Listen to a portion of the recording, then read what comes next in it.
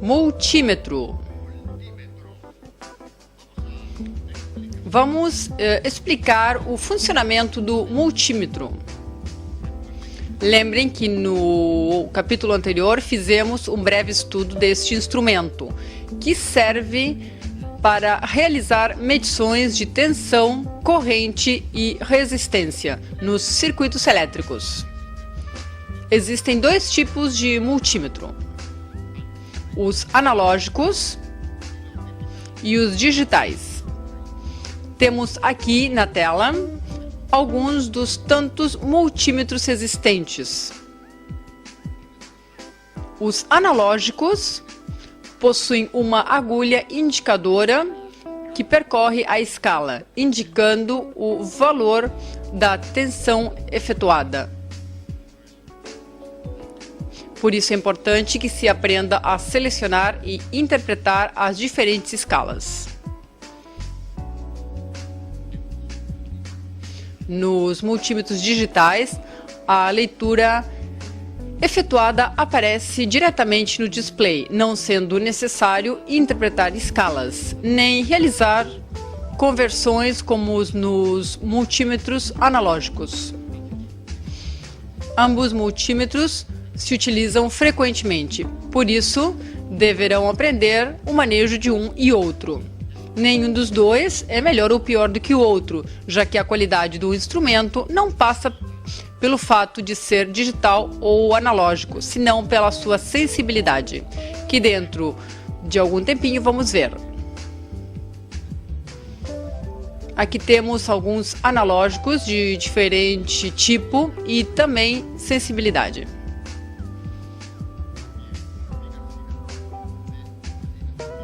Aqui em cima temos dois multímetros digitais. Existem muito mais modelos que estes, mas aqui vamos exemplificar com estes. Algo muito importante: não devemos desprezar o analógico, porque não é correto pensar que foi substituído pelo digital. Vamos fazer uma breve e simples explicação de um multímetro analógico. Ele possui dois ímãs que criam um campo magnético centrado perfeitamente entre dois ímãs, sem tocar nenhum dos dois. Aqui temos um núcleo de ferro doce e a ideia é concentrar as linhas de força que produz o ímã através do centro deste dispositivo, o qual deixa um espaço ao redor deste núcleo de ferro, denominado entreferro. E pilotando sobre um par de eixos, tem um bastidor que rodeia este núcleo.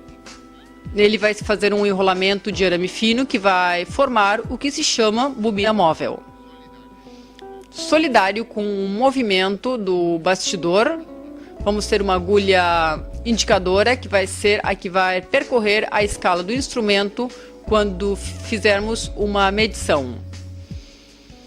Devido a que o longo dessa agulha não pode ser simétrico, pois isso aumentaria o tamanho do instrumento, a extremidade inferior da mesma possui um contrapeso que se equilibra pela diferença de longitudes da agulha.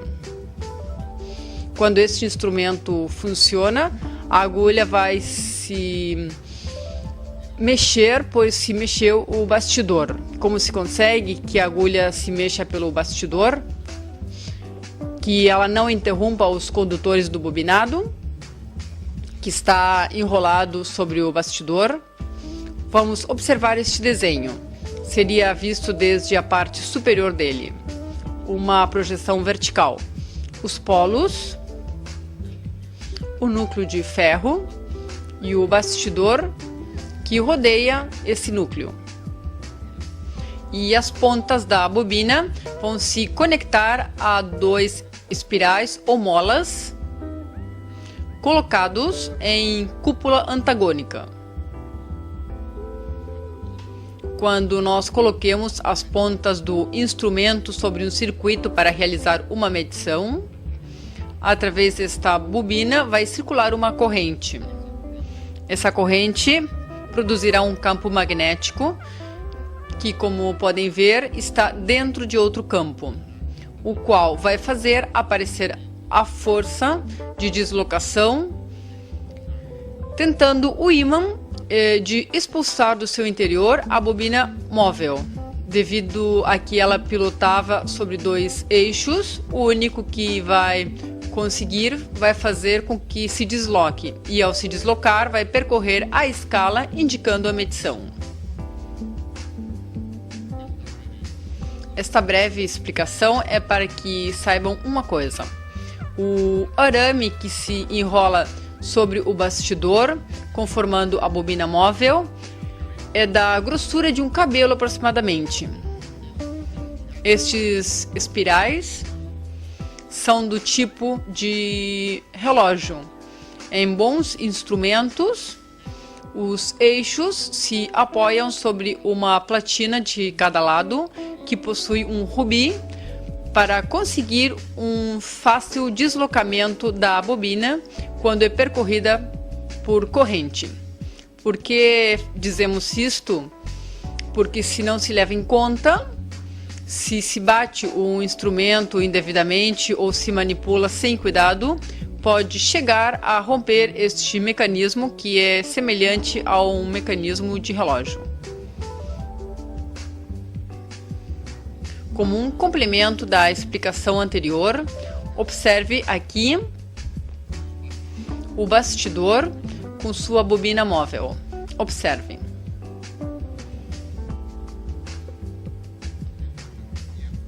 O núcleo de ferro, os espirais com mola, a agulha indicadora, que quando o bastidor se mexe, ela também vai se mexer, e a conexão das 2 pontas da bobina, que saíram através das molas ou espirais.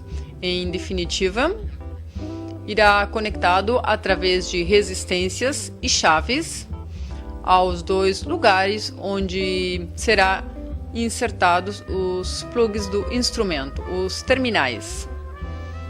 Os multímetros analógicos, na sua parte dianteira superior, possuem um painel no qual observamos diferentes escalas, cada uma delas para realizar diferentes medições.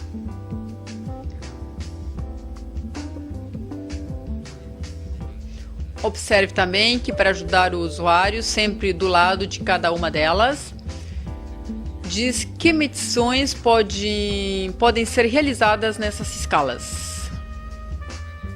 Por meio de uma chave, podemos selecionar qualquer uma das escalas que possui o mesmo.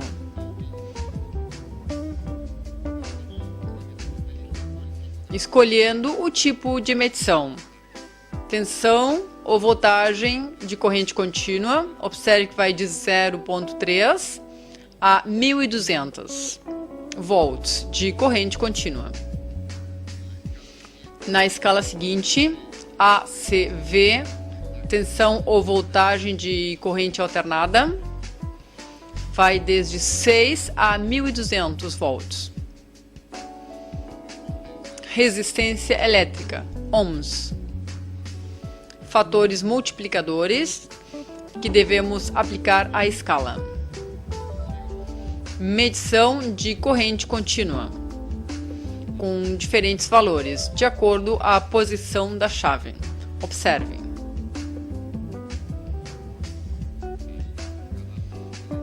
Aí, selecionamos uma tensão alternada máxima a medir de 120 volts. Agora, colocamos o instrumento para medir intensidade de corrente contínua. 30 na medida máxima, e assim sucessivamente. Alguns instrumentos possuem a possibilidade de medir capacidades, temperatura, frequência, prova do estado de diodos e transistores. Isto será o que determinará sua qualidade, a sensibilidade e a quantidade de prestações que pode nos brindar. Para medir resistência, vamos utilizar a escala que se encontra na extremidade superior do seletor. Observe que aí do lado está, como indicamos hoje, o símbolo ômega, ou pode ter indicada a palavra ohm. Mas neste caso, a escala graduada traz indicado a letra grega ômega. Pela chave seletora, colocamos aqui onde indica a palavra ohms ou símbolo ômega, como falamos anteriormente. Cada um destes valores que indica a chave é o fator multiplicador a aplicar aos números da escala graduada. Isto quer dizer, se nós tivéssemos colocado x10, significa que devemos multiplicar todos os números da escala graduada por esse valor, ou seja, por 10. Portanto, este número 10 passaria a ser 100 ohms. Este 200, 300, 500, 1000, 2000 e assim sucessivamente, sempre multiplicando por 10. Se colocássemos aqui por 1K, lembrem que no ohm, a K significa 1000. Deveríamos então multiplicar os números, os valores da escala por 1000. E por exemplo, o número 10, que no exemplo anterior se acrescentaria um zero e passaria a ser 100, agora valeria 10.000. O 20, em vez de 200, seria 20.000, 30, 30.000 ohms, 50, 50.000 ohms, 100, 100.000 ohms e assim sucessivamente. Antes de passar a estudar o procedimento de medição propriamente dito, vamos ver algumas precauções que devemos ter.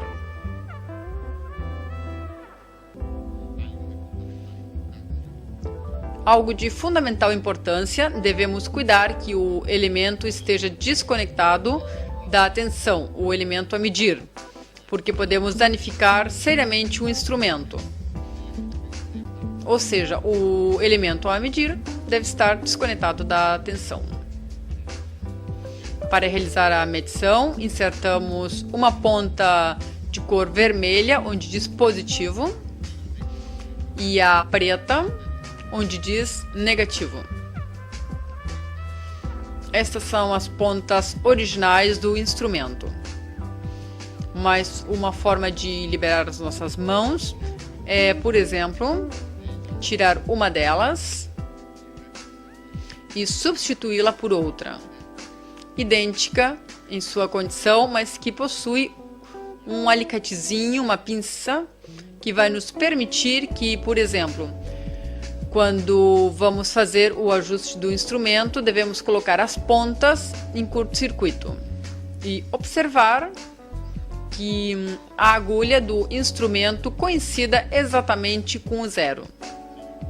Se não o faz,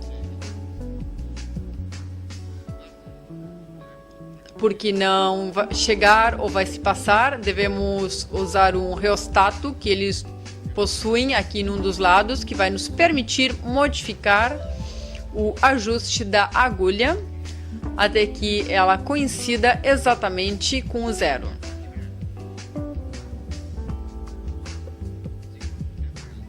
Se quando é realizado esse ajuste a agulha não ficar em zero, Não importa em que distância ficou, devemos então substituir as pilhas do instrumento por outras novas.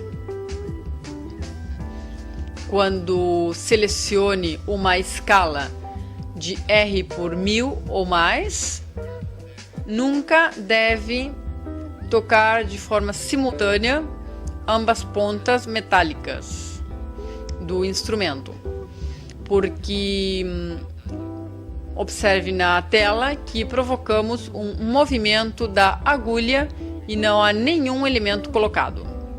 É a resistência interna do corpo. Também não é conveniente que se meça um componente que está associado a outros no mesmo circuito, porque a medição pode dar errada. Observe. Conectamos como corresponde na extremidade da resistência. Observe agora o instrumento. Pode-se notar que o instrumento está manejando um valor maior, que num instante vamos determinar. Marcou dois valores diferentes. Se escolhemos a escala de R por 1K, o instrumento, quando medimos a resistência, ficou parado no primeiro momento, na segunda linha depois do 10. Este número, ao ter utilizado o fator multiplicador por 1000, passou a se transformar em 5.000 ohms. Este em 10.000 e este em 20.000. Se contarmos as divisões que há entre o número 10 e o número 20, vamos ver que há 10. Se você divide esses 10.000 ohms de diferença que é entre ambos pelas 10 divisões que se interpõem, vamos concluir que cada uma das divisões, neste momento, equivalem a 1000 ohms.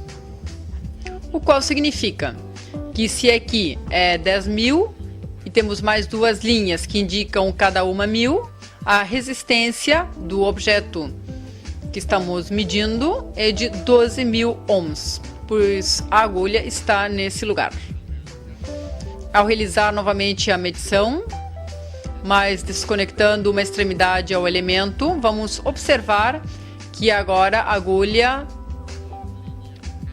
parou duas linhas antes do número 20, o qual significa que, como vimos o valor anterior de cada linha é 1000, estaria marcando então 18.000 ohms.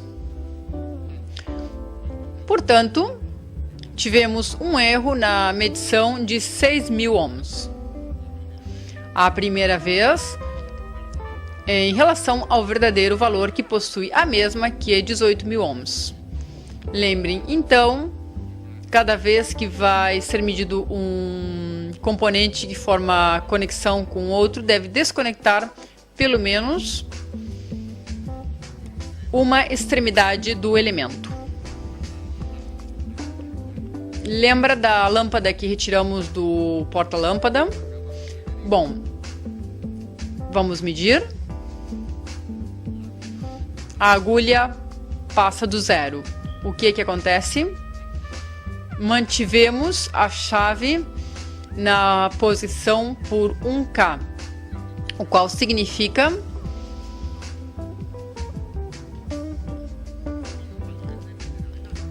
que estou medindo valores de 1000 em diante, quer dizer que a escala selecionada com a chave não é adequada. Devemos trocar de posição a chave até obter um valor legível. Observe.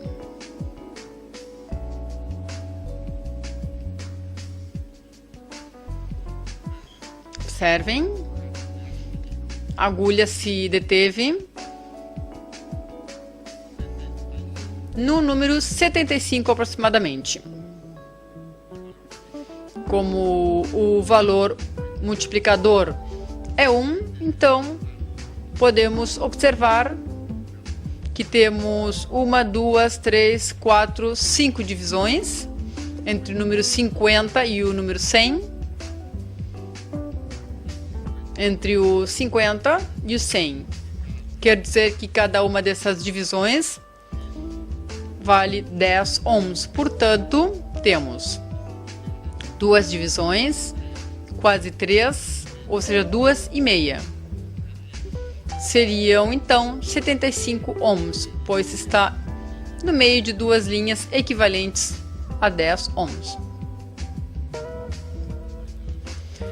Quando vá realizar uma medição, faça o ajuste a zero do instrumento, tantas vezes quanto forem mudadas essas escalas para não ter erro na medição. Uma vez realizado o ajuste, deve realizar novamente a medição. Vamos experimentar, vamos ver a continuidade ou resistência de um bobinado. Escolhemos uma escala, R por 1, e não esqueçamos de verificar o ajuste a zero da agulha. Uma vez obtido, ajudados pelo alicatezinho, utilizamos uma única mão para que nos diga a resistência do objeto. Observe ali que está nos indicando, observe aqui, está indicando 38 ohms de resistência. Vamos medir agora um transformador. Observe, 30 ohms de resistência. Você lembra que tínhamos dito que o instrumento como ohmímetro servia para medir a resistência dos objetos, assim como sua continuidade? Suponha que queremos saber se este condutor está inteiro, não está quebrado em algum lugar. Se tem condutividade. Vamos ver aqui, vamos fazer a medição e vamos ver que sim, que possui.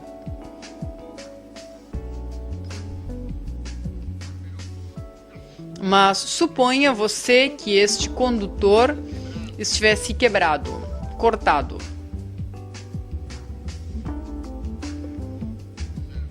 Observe agora. Vamos medir, vamos verificar. O instrumento está indicando infinita resistência, o qual significa que o condutor perdeu a continuidade. Este e muitos outros casos podem se realizar comprovações para ver o que acontece. Para uma melhor compreensão do funcionamento do ohmímetro, vamos ver agora como é internamente este aparelho. Bobina móvel com sua agulha indicadora,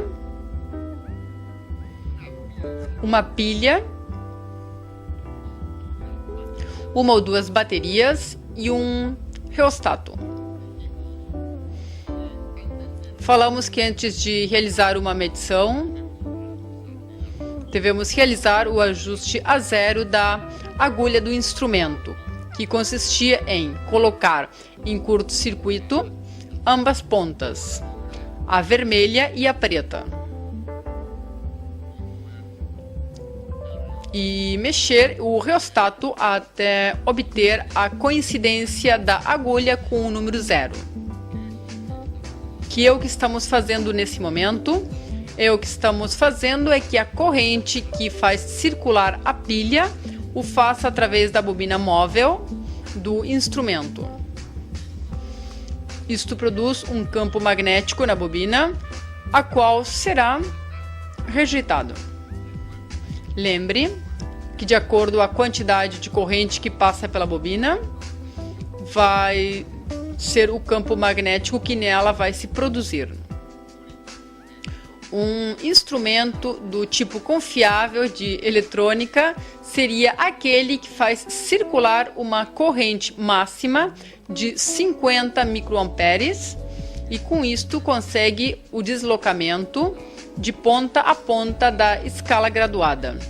No momento em que mexemos este reostato, estamos regulando a corrente que faz circular a pilha para que essa corrente alcance um máximo de 50 microamperes e a agulha chegue desde o infinito, ou posição de repouso, exatamente até o zero. Um detalhe muito importante para as pessoas que trabalham com eletrônica é observar que na maioria dos multímetros, fundamentalmente nos japoneses, a polaridade da bateria, pilha, muda a polaridade externa das pontas de medição. Observe você, no caso do ohmímetro, a ponta vermelha que devemos insertar onde diz positivo está conectada ao negativo da bateria, e a ponta preta, considerada negativa, está conectada ao positivo. Isto terá muita importância quando realizemos medições de diodos e transistores. Quando apresentamos este assunto, falamos das diferenças entre os testes ou multímetros analógicos e digitais. E fizemos referência a que a qualidade do instrumento dependia da quantidade de prestações que ele fosse nos dar, mas também é muito importante a sua sensibilidade. Um instrumento, para ser confiável em eletrônica, tem que exigir um máximo de corrente através da bobina móvel de 50 microamperes ou menos. Sua resistência interna normalmente é de 2000 ohms, o qual significa que uma bobina de um instrumento dessa quantidade de corrente e valor de resistência não pode suportar entre suas extremidades uma tensão maior a 1/10 de volt. Mas, como todos sabemos, as tensões a medir, em muitos casos, superam esse valor. Como é possível, então, que o instrumento possa medir, por exemplo, 1 volt? É porque internamente se acrescenta uma resistência em série que vai compensar a diferença entre o que ela pode suportar e o valor a medir. Devido a que por esta bobina passam 50 microamperes e esse mesmo valor vai ser o que passa por esta resistência, ao colocar-se em série, o valor da mesma vai se obter pela lei de Ohm, o qual nos dá um valor de 18.000 ohms para o caso de uma bobina com resistência de 2.000 ohms. O qual significa que para poder medir 1 volt, estamos intercalando no total 20.000 ohms. Isto é o que determina sua sensibilidade. Este instrumento tem uma sensibilidade de 20.000 ohms por volt. Se o caso da bobina, se neste caso a bobina fosse para uma intensidade de corrente menor, haveria que aumentar o valor desta resistência e, portanto, o total de resistência aumentaria, o qual significa que um instrumento que tenha uma sensibilidade de 30.000 ohms por volt, 40.000 ohms por volt ou 50.000 ohms por volt vai ser um instrumento muito mais sensível, porque significa que esta bobina produz a deflexão da agulha de extremidade a extremidade com um valor de corrente menor, o qual lhe permitirá registrar valores muito menores e assim uma maior sensibilidade. Bem, aqui como exemplo mostramos aqui o circuito interno de um teste muito simples, mas que não é diferente de algo mais elaborado